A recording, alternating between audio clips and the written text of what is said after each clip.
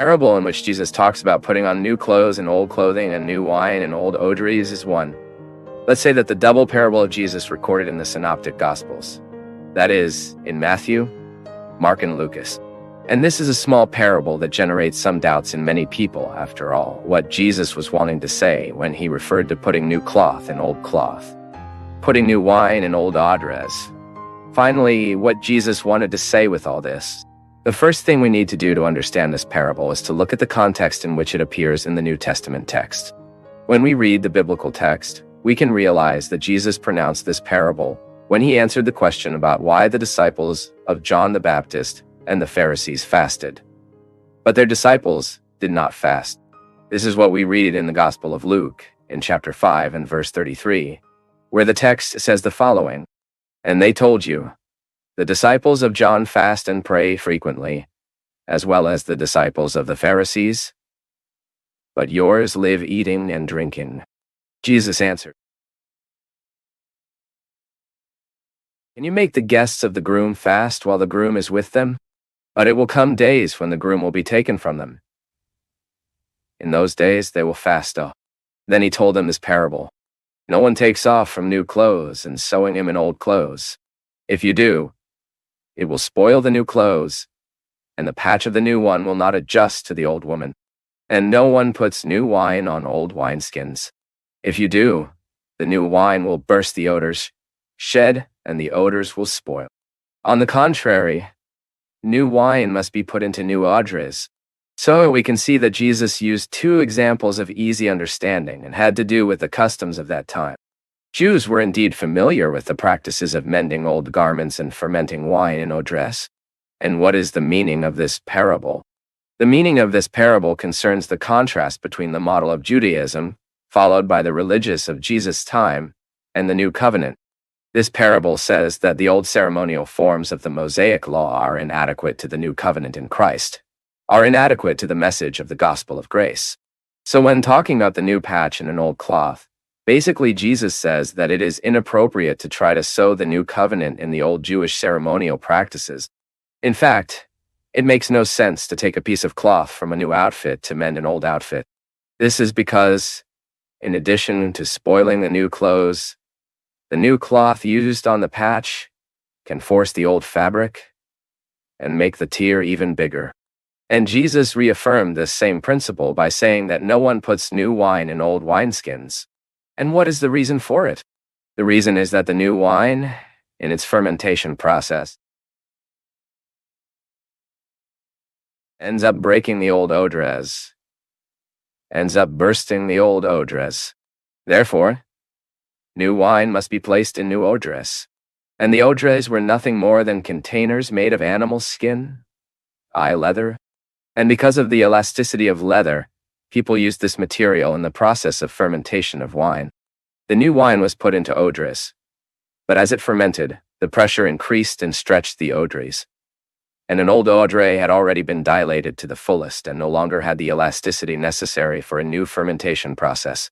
So a new wine placed in an old odre was a waste, because the hat burst and the wine spilled.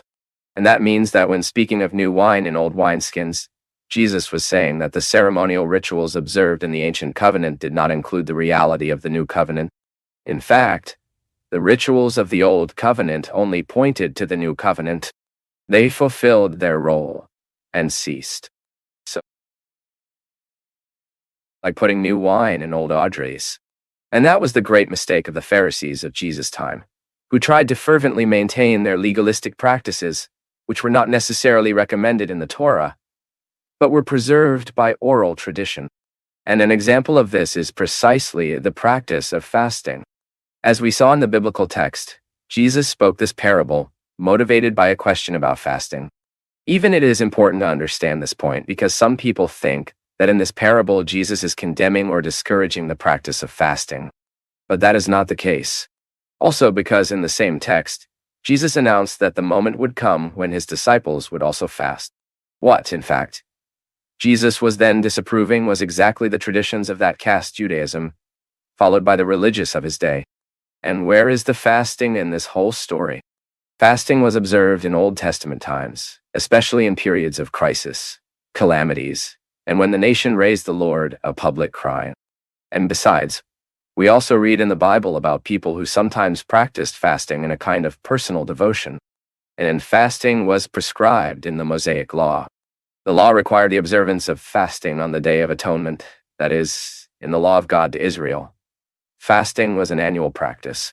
But it seems that the Pharisees, who were trying to maintain the reputation of super godly, super spirit, found little just an annual fast, and they then stipulated that fasting should be observed at least twice a week. It looks like they were two saints, you know? Then they made the fast and also the other hundreds of rules they followed by oral tradition, their symbol of spirituality, a spirituality that was proved solely by legalistic practices. And when Jesus spoke about the new cloth patch on old clothes and the new wine in old audries, Jesus simply said that all that ceremonial set and that collection of other legalistic practices observed by the Pharisees, for example, had nothing to do with the gospel. It was no longer in the new reality that Jesus came to the world. Jesus came to bring a radical change. He came to inaugurate a new covenant and not mend old Judaism. But this radical change brought by Jesus obviously would not please everyone. So Jesus finished the parable saying the following, and no one after taking the old wine prefers the new, because he says, old wine is better. Here, Jesus was not saying that old Judaism is better than the new covenant.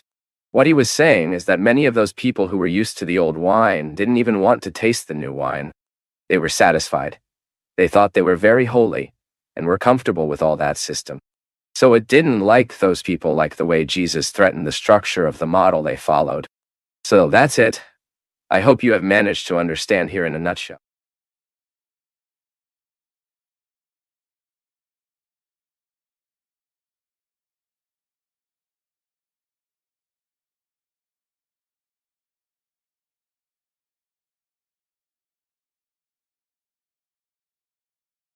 Each of these videos is a construction, and whoever reaches the end is helping to sustain this work. If this content resonated with you, leave a comment, share it, subscribe, and of course, give it a like. Also, take a look at the links in the description. There are more paths for you to explore. Thanks a lot, big hug, and see you in the next video.